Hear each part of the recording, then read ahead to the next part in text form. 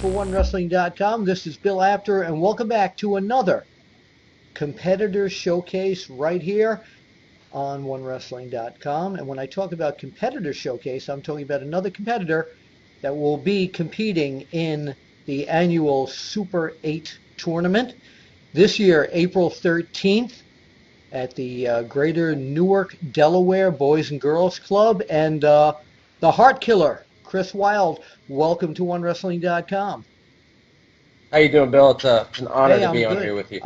Well, thank you. It's an honor to have you here, and I might as well get something out in the open. Early in my career, and a lot of people know this, there was a man named Stan Stasiak who had a taped fist, just like this, actually. And Uh, he wasn't a heart killer, because you're known as the Heart Killer, Chris Wylde, but right. he had a heart punch. I had an injury, by the way. That's why this happens to be on here tonight. But Heart Killer, Heart Punch. Tell us why they call you the Heart Killer. Well, the Heartkiller name was actually something that I came up with. You know, in wrestling, you got heartthrobs, you have heartbreakers, you have the Heartbreak Kid. Me coming in at 5'6" and almost 200 pounds, I'm the little guy that once I beat you, it's gonna kill your heart. So I figured Heart Killer, you know, because if a guy has his heart set on beating me, when I beat him, that'll definitely kill it. Okay. So I figured it was something good and unique. Yeah, it is. I like it. I like it, as long as you don't get me with the heart punch here. So let's do a shorthand biography. First of all, you're 5'6", and your weight? I'm 197 pounds, Okay. legit right now. And where do you hail from?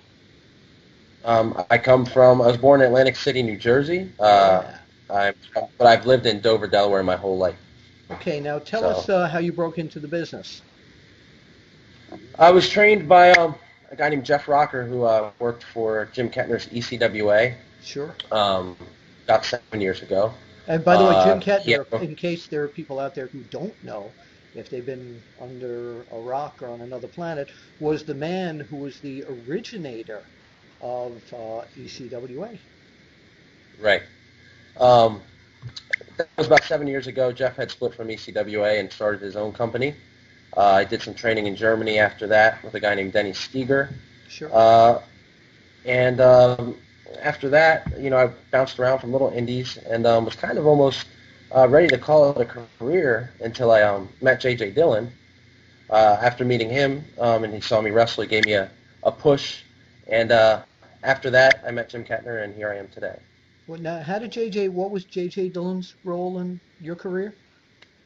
Like I said, I was bouncing around from little indies, Yeah. not really making much of an impact. I decided to start a career as a correctional officer here in Delaware. Yes.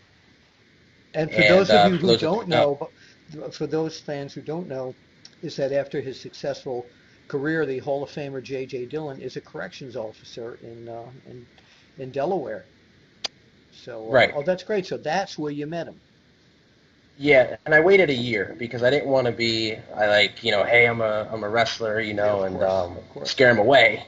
Oh, so you worked side by side with him? No, we saw each other in passing. Okay. You were not a criminal. I worked. So. No, not at all. I worked the midnight shift. He would come in the morning. We'd kind of pass each other. So this is one day we were actually. This is a unique story that you had this job, and it was a great way for you to get close to someone in the wrestling business. Right, and like I said, at that point, I was kind of just about almost done. You know, you go from so many these little companies that you work guys that aren't trained right, and it kind of brings you down a little bit. Yeah. So I decided to start this career as a correctional officer, and lo and behold, I meet one of the most famous people in wrestling ever. Did you know he was there when you took the job there? I always heard rumors. Yeah. Everyone always said, hey, J.J. Dillon works up at the prison. And I was like, yeah, right. You know, that'd be like Mickey Mouse working at the grocery store. You know, like Right, it's not something you would see. Lo and behold, he was there. And one day we just ended up getting locked in a room together, basically. And I had a good couple-hour conversation with him. I was working a local indie a couple weeks after that, and he said he would come down and watch me. And after that, he had a long talk with me, and man, it really turned my mind around on the business. So you've stayed on the indie circuit. I know you've wrestled all over the world. How did you come to get into this year's. Have you been in a prior Super 8? Yeah, I was in the 2010 version. Okay. With the guidance of JJ and him kind of pushing me, I got in the gym, worked on my body, started training, studying my craft more, and I started sending Jim Kettner footage of me. Every time I had a match, I'd send Jim the footage just to get a tryout match. That's all I wanted. I wanted to show him what I could do. One morning, he calls me and asked me what I'm doing on July 13th, and I'm like, I'm free here. I'm thinking I'm finally getting my tryout match.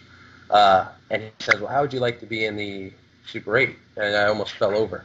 Thought it was a joke. What like that one of the was boys 2010. 10. Okay. Wow.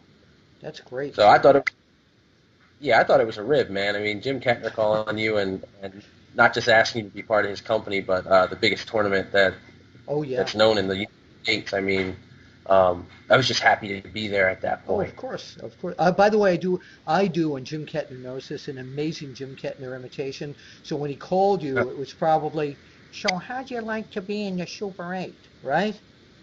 Yeah, pretty much dead on. He liked it. He liked that. But so since then you've been working in a lot of different indies, etc. Tell us about, and now you're in the 2013 version. Yes. And how did the call come on this one? Well, after the 2010 Super 8, Kettner invited me to stay on as a permanent part of the roster. Little did I know at that time I'm actually the last guy that he would invite to do that because he retired. So I stayed on, and the new owner, Mike Tartaglia and Booker Joe Zanol, yes, pushed me, and this year I beat Papadon, who you'll be talking to a little later for the ECWA title. Unless, of course, you people are watching this when I talk to Papadon first, so it depends when they're watching this. Yes, but go ahead. Right. So I ended his, I think it was 560-day reign as champion. Yes. And, yes. Because of that, and other things, Joe Zanol gave me the call and said, "Hey, we think you're deserving of a spot in this year's Super 8. They want to make it big." And that's great. Yeah, so here I am. So now you have an opportunity to look in the camera right now and tell the other 7 guys why you, Chris Wylde, the Heartkiller, are going to win the Super 8 this year. Well, you see, here's the thing. I don't want these other 7 guys to fool themselves. They can say all they want that, it's not about the press. It's not about the glory. That being in the Super 8 is special, which it is. But, it's about the press and the glory and making it to the next level. When Jim Kettner created this tournament, that was what it was about, taking the next step. In 2010, I was happy to be there. Now I'm ready to win. Like I said before, I work in a prison. I work through hell. I walk through hell every day of my life. Winning this Super 8 is the opportunity for me to step out of hell, to move on, to make it to the next level. That's what the Super 8's all about. And, I'm the Heartkiller. Well, they're going to have to kill me to stop me from winning this tournament. I think I deserve it. And I'm going to show everybody what I'm made of. Okay, it's, again, April 13th. 2013. 13 is being used twice. This time could be your lucky number. Heartkiller, good luck. And for you fans, tell everybody where they can find you, by the way, online. Well, you can find me on Facebook. Just, search Chris Wylde, or on Twitter at @TheChrisWylde. Okay. I also have a YouTube page, promos, matches, all sorts of cool stuff on there. Just search for Chris Wylde on YouTube. And also the ECWA website. Absolutely. Well. All right. Got to put that in there. www.ecwapro-wrestling.com. You can find out all the history about me and the company, and we got some good stuff coming up besides. Sure. It's they say it's an East Coast thing, but it's years ago the Super 8 became a worldwide thing because everybody likes to hear about that tournament. So good luck to you, Chris Wylde.